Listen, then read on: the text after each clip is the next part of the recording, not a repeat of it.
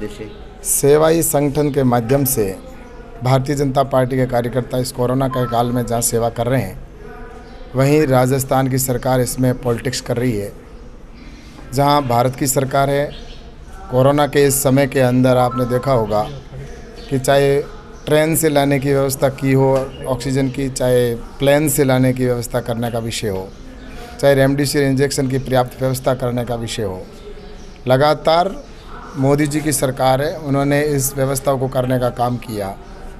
वहीं राजस्थान की सरकार, जिनको अशोक जी गहलोत को और जो इनकी सरकार है, इनको इस कोविड के दूसरी वेव आने से पहले ही प्रधानमंत्री जी ने मुख्यमंत्री की इस बैठक के अंदर कहा था कि दूसरी वेव जो आएगी वो और इससे भयावह हो सकती है, तो पूरी तैयारी करें। लेकिन उसके बावजूद भी ऑक्सीजन के जो प्लांट है वो स्वीकृत कर दिए गए थे, उसके बावजूद भी उनका काम नहीं हुआ, जिसकी वजह से ऑक्सीजन की कमी महसूस की गई।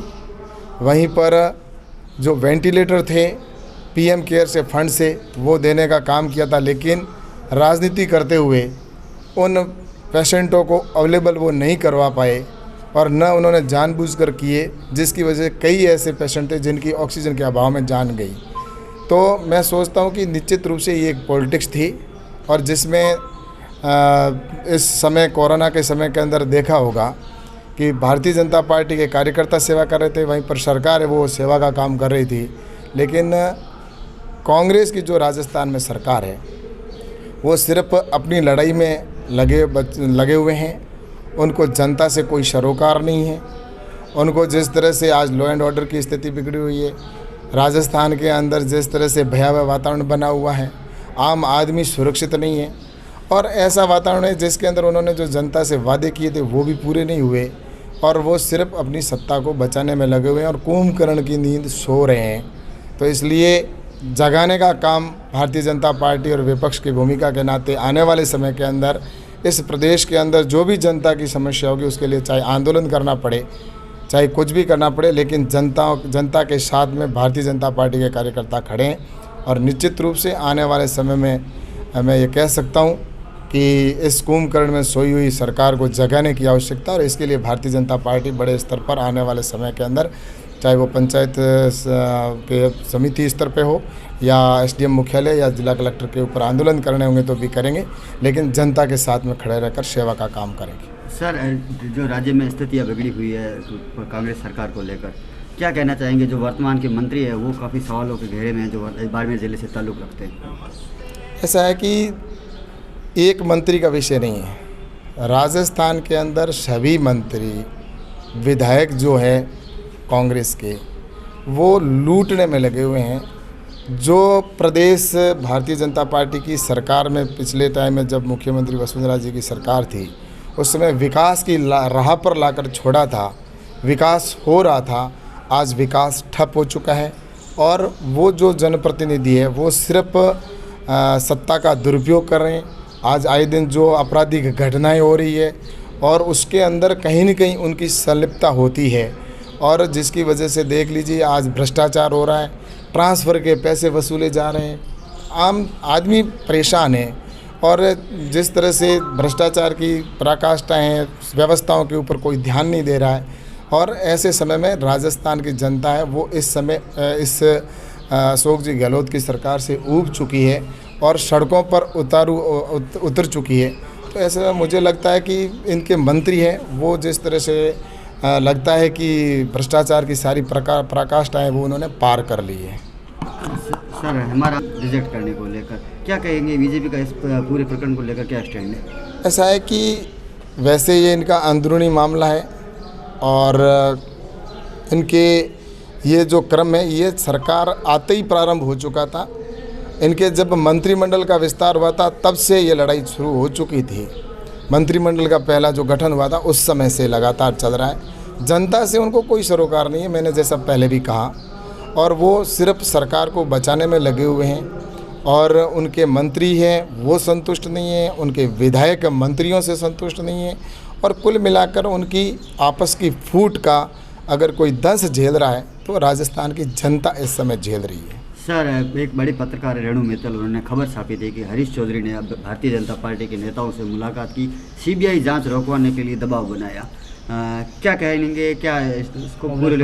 ऐसा है कि जैसा यहाँ पर इनकाउंटर किया गया एक व्यक्ति का, और जिसके अंदर सीबीआई जांच के लिए राजस्थान की सरकार ने लिखकर भेजा है भारत सरकार को, और भारत सरकार जल्दी उसके ऊपर निर्णय लेकर और सीबीआई जांच करवाएगी, और उस जांच के अंदर जो दूध का दूध और पानी का पानी होगा। और निश्चित रूप से मैं सोचता हूं कि अगर गलत होगा तो निश्चित रूप से चाहे वो कोई भी व्यक्ति हो, उसको सीबीआई की जांच के अंदर आएगा, उसको बख्शा नहीं जाएगा। सर, एक गृह मंत्री से बात हुई है सीबीआई जांच मामले को लेकर, क्योंकि आप इस क्षेत्र से जुड़े हो और केंद्रीय मंत्री भी? हाँ, निश्चित रूप से मेरी गृह मंत्री जी से बात हुई है इस विषय पर, और हमने कहा है कि ये जो विषय है जांच का, इसके अंदर राजस्थान की जनता की मांग है, और निश्चित रूप से जो विषय है इसको एक जांच ऐसी हो जो निष्पक्ष जांच हो, जो सीबीआई अच्छी तरह से निष्पक्ष जांच कर सकती है। तो इसके लिए मैंने बात की, और मुझे विश्वास है कि जल्दी इस पर फैसला होगा, और सीबीआई जांच होगी तो इसका आने वाले समय के अंदर सीबीआई की टीम भी यहाँ आएगी और इसकी जांच करेगी। सर, एक मजाक चल रही है जिसमें ये कहा जा रहा है कि हरीश चौधरी के पास अब 2 ही ऑप्शन बचे हैं, या तो सीबीआई जांच करवाए या बीजेपी में जाए। इन परिस्थितियों में अगर हरीश जी बीजेपी ज्वाइन करते तो आप स्वागत करेंगे उनका? ऐसा है कि मैं इस विषय पर कुछ नहीं कहूँगा, वो उनका व्यक्तिगत विषय है, और मुझे तो इतना ही कहना है कि भारतीय जनता पार्टी एक विचार को लेकर चलती है। भारतीय जनता पार्टी के ऊपर आज कोई दाग नहीं लगा सकता।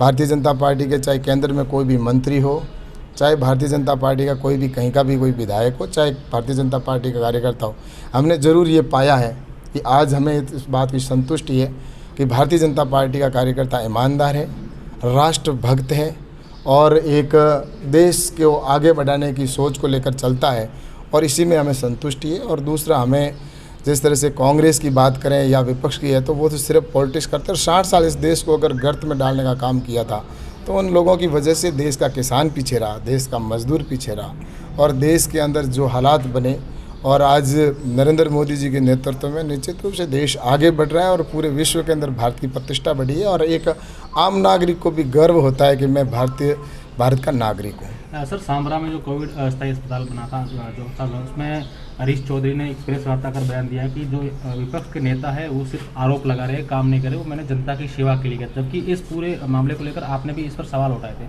अब आपका क्या कमेंट है सर? ऐसा है कि ये तो बाड़मेर की जनता जानती है कि उस कोविड सेंटर में कितने पेशेंट गए, कितना बैठे, क्या हुआ।